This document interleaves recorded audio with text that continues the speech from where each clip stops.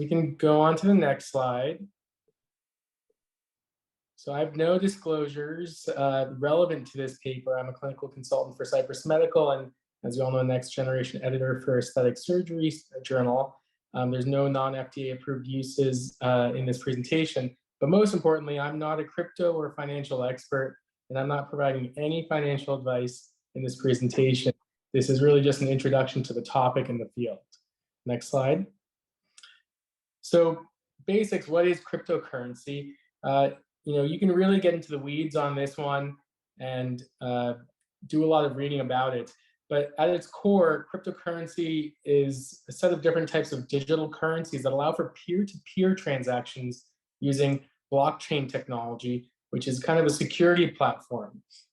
And these are maintained by a decentralized system, which is different than traditional financial systems. And that allows individuals to transact with each other without a third party involved, which we are used to in our general transactions.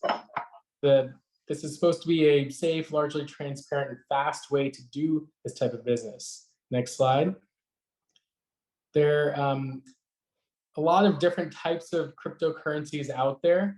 Some of the more popular ones by market share are Bitcoin, Ethereum, Binance Coin, and Tether Coin, which some of you guys may have heard of or even have yourself. Next slide. And the advantages that the authors talk about in this paper is that cryptocurrency could provide a platform for plastic surgeons to figure out how to do business with the patients largely in an aesthetic or private practice model. And the reasons they say that there's some advantages are, one, that the transactions are saved and published to a public ledger. So this makes them immutable and transparent, unlike cash, which doesn't really have a signature left behind. Anonymous transactions are possible as well. This prevents red flags from being raised on a spouse's credit card statement. There's the potential for lower processing fees. And I know some of the discussants will talk about whether this is actually true or not, but one of the advantages is that they may have lower processing fees than traditional credit cards and can be faster to process. For international patients, I know in some of the larger cities, there's a lot of international patients coming through. It removes the need for foreign currency conversion. There are possible gains from holding the currency and having future increases in value of that currency, which is another kind of contested point that we'll be going over in the discussion. And then the opportunity to stake your assets and earn rewards, grow your crypto holdings in banks like Coinbase. Next slide. Now, there are potential disadvantages and pitfalls as well, specifically around volatility concerns. You can see in the paper, they showed how the value of Bitcoin increased from November 2020 to 2021, such that if a plastic surgeon accepted $5,000 of payment in November 2020, it could be worth $12,000. However, a lot of us know that that has changed since when this paper was written. And you can see the time points that they refer to in this figure off of what I just pulled up on Google of the value of Bitcoin, has a trajectory down afterwards. So there'll certainly be a discussion about the volatility of these markets. And then the risk of fraudulent activity and crypto scams. Once these transactions have occurred, they've occurred. There's really no way to get them back. You don't have the assistance of a third party in helping recover lost funds in this manner because of the reasons that you're using them to get rid of the third party pair. Next slide.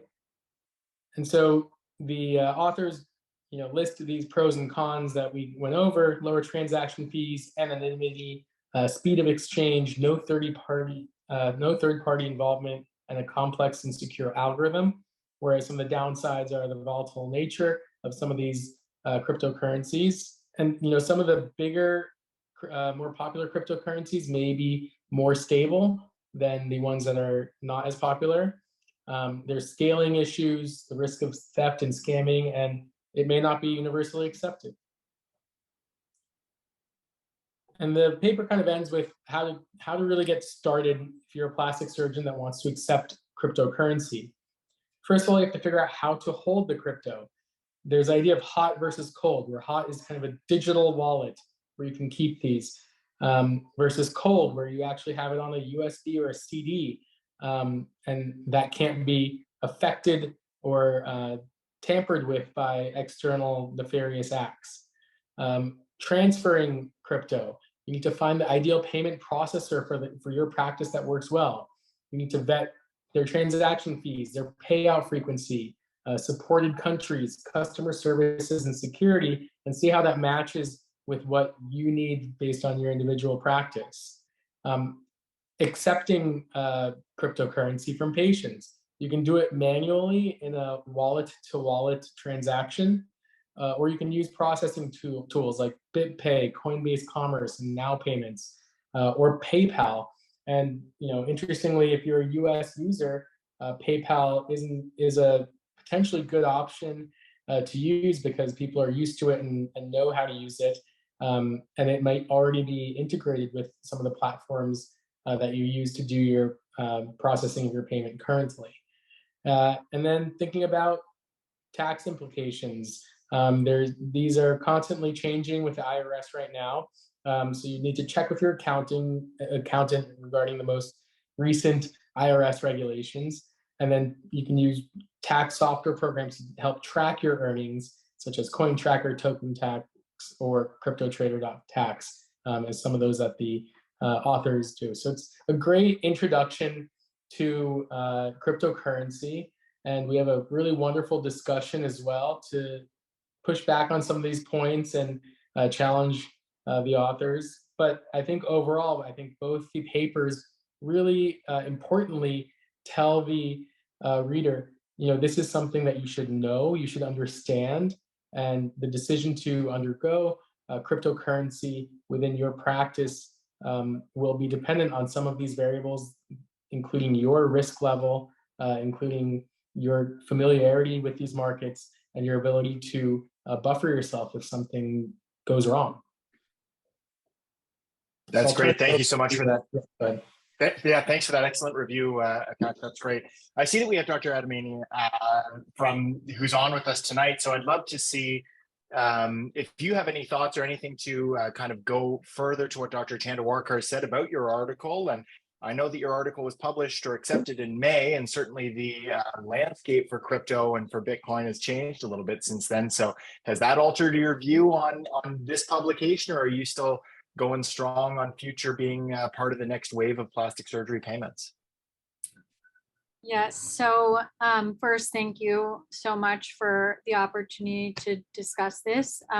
It's really exciting to have so many of you discussing our paper. And I appreciate Dr. Chandawarkar's great summary of everything we included. I think my standpoint remains pretty steadfast. I think as plastic surgeons, we're often at the forefront of innovation. Especially we have a pretty good reputation of being business savvy and being at the forefront of finding unique business practice models that are effective and really successful amongst our colleagues in medicine. And this may represent just another adaptation or another opportunity to incorporate into an efficient and knowledgeable business practice model. So, and we're not saying here, everybody go buy cryptocurrency and put all of your, investments into cryptocurrency. That is not really what we're saying here. I think it's more of a discussion regarding there will always be new players, especially in regards to keeping a modern and innovative business, and having a baseline knowledge of them and possibly incorporating them can be beneficial. The current markets are showing that, people, if they're going to transact with cryptocurrency, a lot of people are using them for luxury items and things of that nature. So, you know, it is not out of the realm of possibility that plastic surgery, you know, as especially cosmetic surgeries, can be considered a luxury cost, might be next on that list. And in fact, there are practices that are using cryptocurrency. You know, we all know the risks of holding cryptocurrency, but just transacting with it and using a third-party vendor to immediately convert into whatever currency you desire, then turns it into just a form of payment. So I think it can be a really unique and exciting opportunity, and one to really create a versatile practice and make you possibly more approachable to the international community and those that you know, do have crypto holdings. That's great. Thank you so much for sharing. And Dr. Cooke, I'd love to get your thoughts. You and Dr. Pozner, as well as your co-authors, wrote a wonderful commentary. And, you know, so is this something that we all need to know about? And I was Googling hot wallets, cold wallets, and all these different things and trying to go through and brush up. Do we all need to be up to date on this? And what are your thoughts?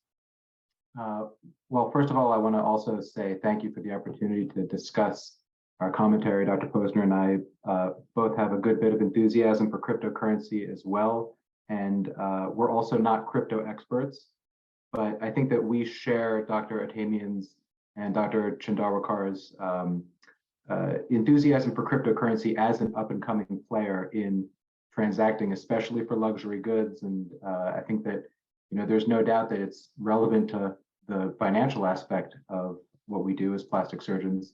But I do think that it is important to kind of counterbalance that enthusiasm with an awareness of some of the caveats. And to the author's great credit, Dr. Atamian's credit, they did highlight a lot of the cons. And I think that the change in the market value of cryptocurrencies as a whole certainly puts a broader perspective on some of those cons. And that was one of our first points, was that the volatile nature of cryptocurrency, however long you hold it, means that you have to build in a tolerance for fluctuations in price of the asset that you have. So whether or not you can stomach that, whether you're going to use cryptocurrency as a store of value or whether you're going to convert it into fiat currency is something that should be considered. So we had some other points also that I think in our commentary, we diverged a little bit from the author's original caveats, and just basically sort of a cleanup of some of the things that we find stand in the way of cryptocurrency's broader adoption. And just very briefly, those include a lack of regulation, and we can debate the pros and cons of that, but for cryptocurrency, oversight in a regulatory capacity might mean more transparent pricing and perhaps more resistance to manipulation of certain markets. We also wanted to point out that there is still difficulty in transacting with cryptocurrency. It's not as bad as it used to be, where you had to type in a 30-character password essentially to transfer. But it can be a little bit of, there's a little bit of a learning curve. It's not as simple as swipe a card or tap to pay yet, although the QR codes have certainly made that a little easier. And then the immutable factor, the immutable aspect of cryptocurrencies as payments means that there is kind of, first of all, a delay in making that immutable record. So items on the blockchain can take as long as a day to show up, but sometimes, you know, a couple hours, and that's a long time to be waiting on the transfer of several $1,000s, for example, in our price range.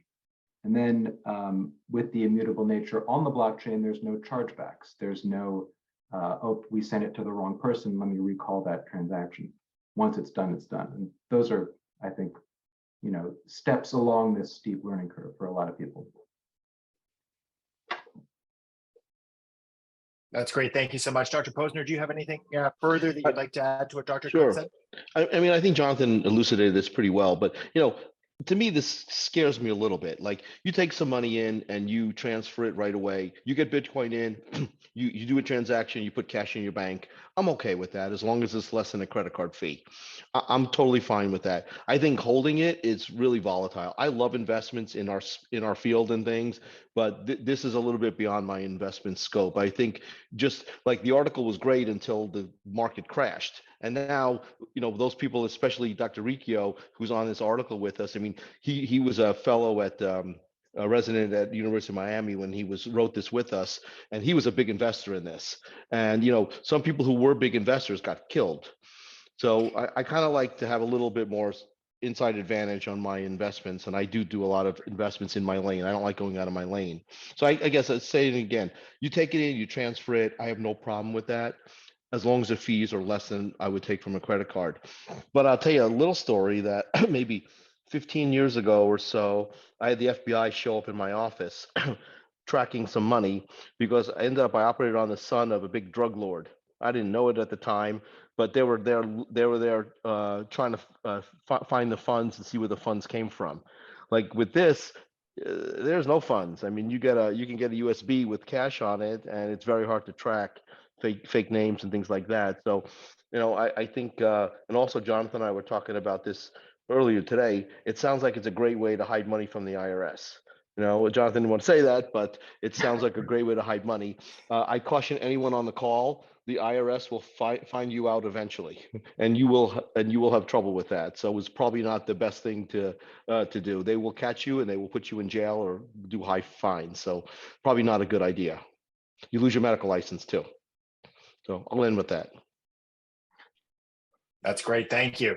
And Dr. Fiala, I know that you and I have spoken offline, and you're not necessarily on the crypto wave. What are your thoughts when it comes to potential hesitancies or concerns of incorporating crypto into your practice?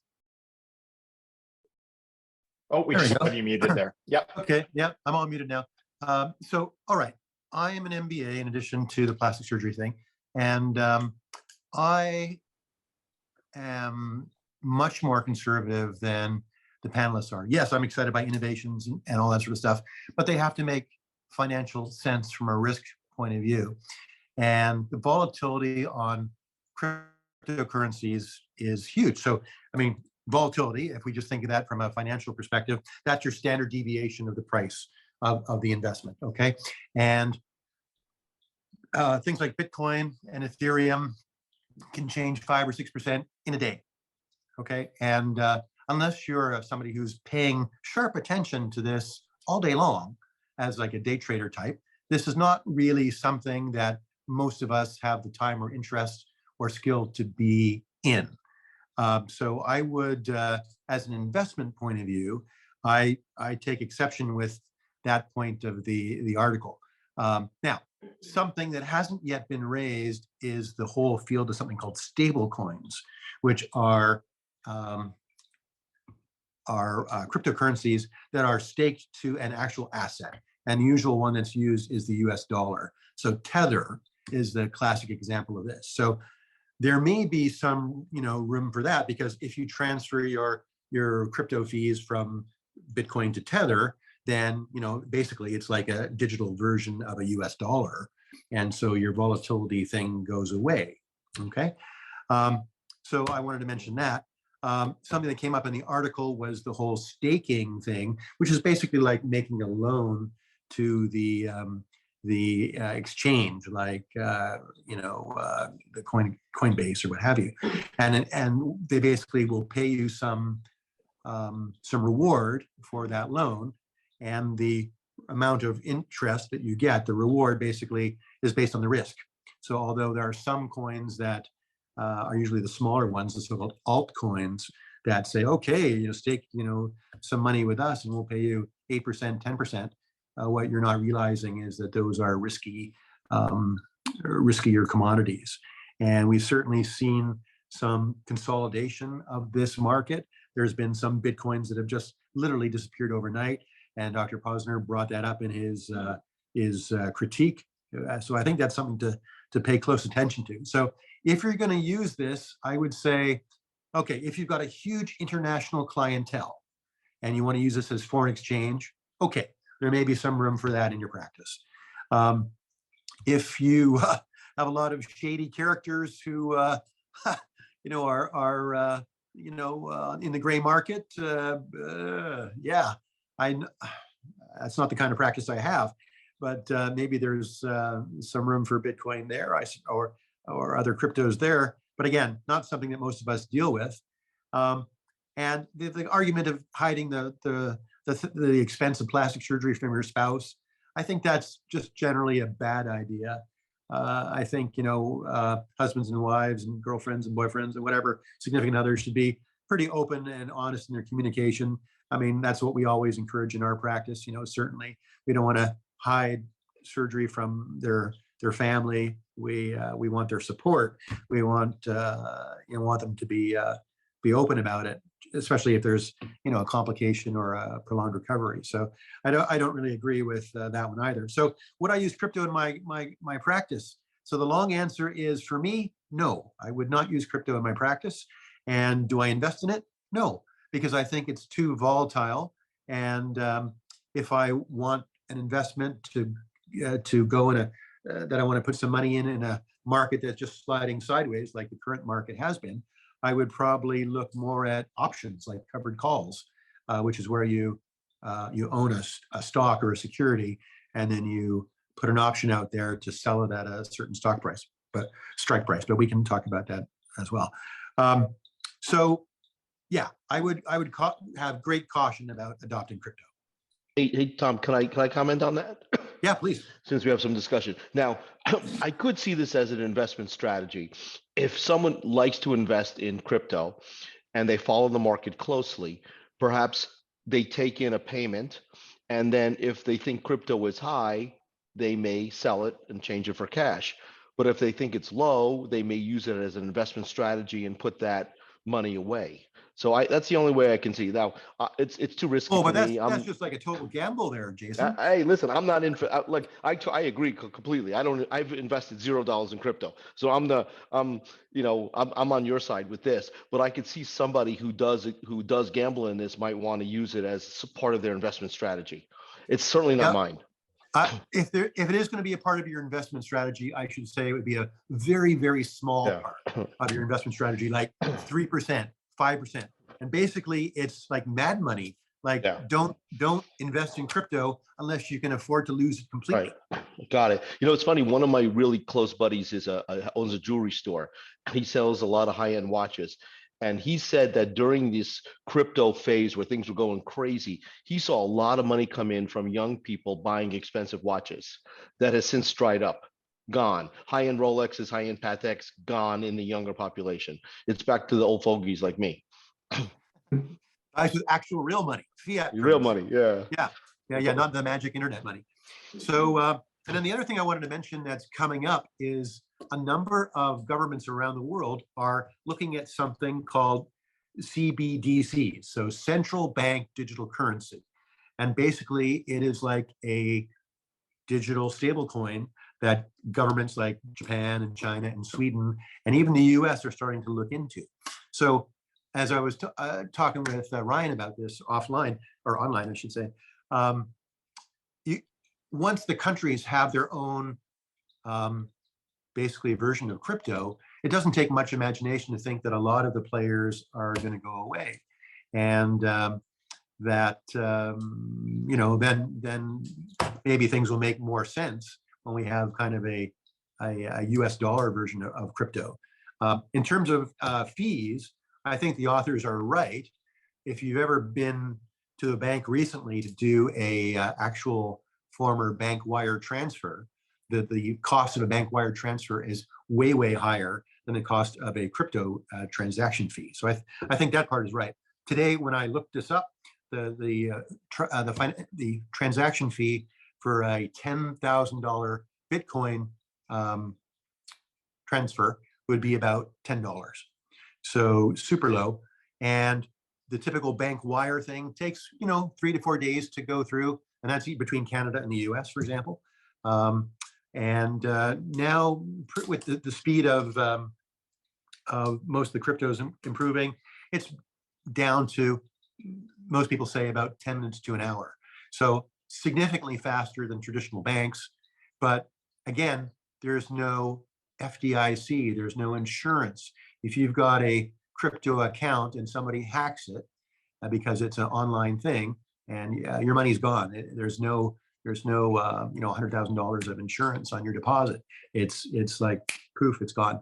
And if you lose your little USB that you've got your cold wallet on for more security, again, same thing. You can't get that back. So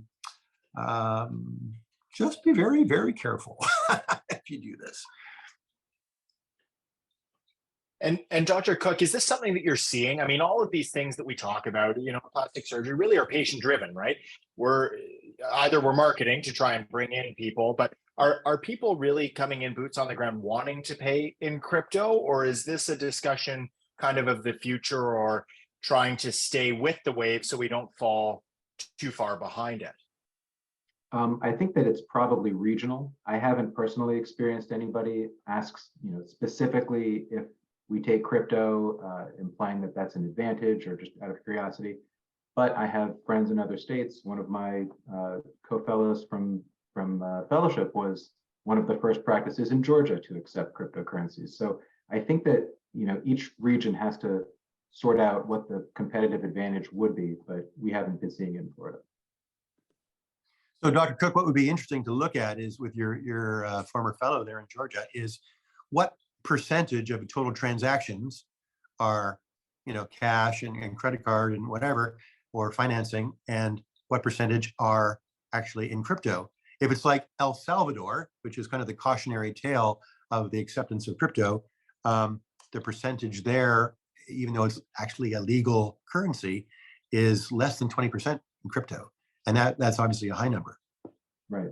I think there's a marketing aspect to this too, to be able to say, oh, we accept cryptocurrency might bring in a different demographic, for example. I don't know how much transacting there. That's a fascinating question. Interestingly, in the deep history of crypto, one of the founders of Tethercoin is actually a former plastic surgeon in Italy. So it does come full circle a little bit. Interesting. And also, if anybody has questions, feel free to put them in the chat box, and we'll make sure they're answered. Or if you have any comments, we'd love to hear from the audience as well. I just want to add two things. I'm on call, so I may have to head out soon. But one thing I think Dr. Pozner mentioned in regards to being obviously very cautious with IRS and reporting these profits to the IRS. I think that there are now, as Bitcoin, as it continues to grow and become more prevalent in our society, it's going to be a lot simpler. And in fact, they're rolling out a new method to report all of your gains and losses, both as an investment in crypto, and then also if you're transacting with it, to the IRS. And I think that just the way cash can be hidden from the IRS, really anything kind of can. Sounds weird to say that out loud, but cryptocurrency is not unique in that sense, and it can and should be reported just like any other income.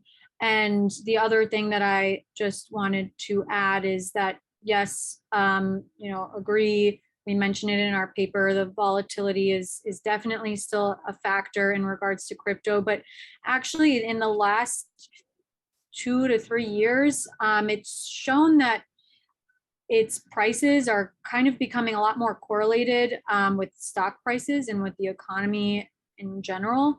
I think in about early 2021 and into mid 2022, a lot of, if you compare the prices with like S&P 500, the charts kind of correlate a lot more than they used to when you go back to 2017. So it's obviously we're not there yet in terms of total stability, but it could be a sign of better things to come. And again, just emphasizing the point of being versatile, having it as an option, like Dr. Cooke mentioned, for marketing, bringing in just a totally different patient population could be a great tool there. So that's it. Because what we really don't know, what I'd be interested, because we don't have the data on, is what kind of payments are people making with Bitcoin? Are these small skincare purchases that people are coming in and putting fractions of a Bitcoin down? Is this, you know, your facelift that they're going in and putting in significant amounts of money? Or is it everything in between, just based on the individual? Do we know where this lies, or where it's going to go in the future in terms of payments? I mean, I think that's the fun part a little bit, is that we don't know, and it can really be anything. A lot of the practices, like the one in Georgia that we cited as well, and a few others that have mentioned that they're accepting it, they didn't exactly say what they're accepting it for. I think the assumption is that it's for surgery, surgical costs. However, you know, there's coffee shops accepting Bitcoin for a $3 latte. And then there's people buying $1 million NFTs. So I think there's a huge range there. So anything goes. And, Yeah, and how do you, oh, go ahead, sorry, please. Oh, I was just gonna say, I think that the presumption is that it's for like high value, large dollar, you know, big budget items like, you know, surgeries that take a lot of skincare to get to the point where I think we imagine cryptocurrency is going to find its way into plastic surgery. But at the same time, Dr. Damian's point's well taken, that they, you know, you can pay for your Starbucks with crypto. So I still think that for plastic surgeons to take cryptocurrency, whether as a marketing tool or as a business strategy, it really makes the most sense at scale for high value transactions. I just wanted to take a second to go over some of the poll responses, and thank you all for answering these polls. Question one, in my personal life, I've experienced investing, trading cryptocurrency. 80% of our viewers said yes, so a relatively experienced group here. Two, in my professional practice, I've accepted cryptocurrency as a form of payment. 100% said no of our viewers. So despite having all that experience with cryptocurrency, no one has yet, in our group at least, accepted cryptocurrency as a form of payment. The second poll, in my professional practice, I am interested in accepting cryptocurrency as a form of payment in the future. And we were pretty split here. 30% said yes, 30% said no, and 40% were undecided. So that's kind of interesting to see. People are split on that issue. And for the reasons why people have not incorporated cryptocurrency in the practice, the top reason was that it's too volatile or unstable. And the second reason is too difficult to manage accounting taxes of crypto. And then the last question, after reading this article and listening to this discussion, I'm interested in learning more about cryptocurrency in my personal life and or professional practice. 73% of people said yes. And then 18% of people said their view on cryptocurrency has remained unchanged. So very, very much a useful discussion for many of our viewers. So thank you all for that. And then next we'll get to some questions from the audience. One from Aaron Stone. Is there any value to accept the cryptocurrency in one exchange, but hold it in another exchange regarding theft or hacking? Well, you can certainly interchange from one crypto to another. That is just like a foreign exchange thing. But it really depends on whether you take that money or take that crypto and put it in a offline depository, your cold wallet. You put it in your USB or your specially constructed device, and you disconnect that from the computer, and you put it in your safe or your closet or whatever. It's offline. It can't be accessed. It can't be hacked. So as long as you don't lose it physically, you're good. So you don't necessarily have to exchange it to a different currency. It's really a matter of using the cold wallet technique and not leaving the USB plugged into your computer while your computer is hooked up to the internet. Got it. Thank you for that. And then a clarification from the audience from Carlos Rivera Serrano. Yes, you can save it in different exchanges for extra safety of the offline and the cold wallet. And then when somebody mentioned that losing the USB and losing everything is not necessarily true, that you can have a backup of the keys to access the digital assets. Okay, point taken. So for Dr. Atamian and Dr. Cooke, you seem like you're interested and thinking about incorporating this in the future. So for any of our attendees who are thinking, you know what, maybe this is something I'd like to maybe bring into my practice, what are the real stepstones to start this process? What do people need to purchase? How much of an investment goes into picking up a cold wallet or to, join one of these exchanges? And how much kind of constant work will this create for yourself personally, for your office administration, for the people who are taking your payments? Is it a big investment or big startup, or can it take, a few dollars and a few minutes and you're off the ground running? I'll defer to Dr. Atamian. I think their article laid out a pretty nice compact process of what the would-be, crypto accepting plastic surgeon needs to do in order to get started. Yeah, so I'm not one to talk because I'm still in residency. Not getting paid for services like that quite yet, but I will say baseline is educating yourself on the market, on cryptocurrency, on what it is and how it works is important. And I think you can say that really about transacting in any way if you're going to run your own business. I would hope that if I'm in that situation in the future, that I am aware enough to be able to, manage my practice with a good understanding of the economics of it. Sorry,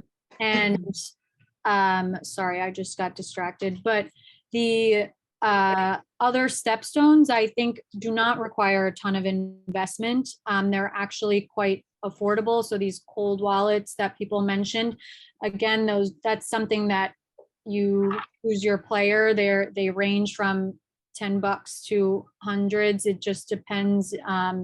They're all marketed a little bit differently with different gimmicks, so to say, but the actual start point does not require an investment, I would say. I think it's more of educating yourself on what you're working with and how you would transact with it.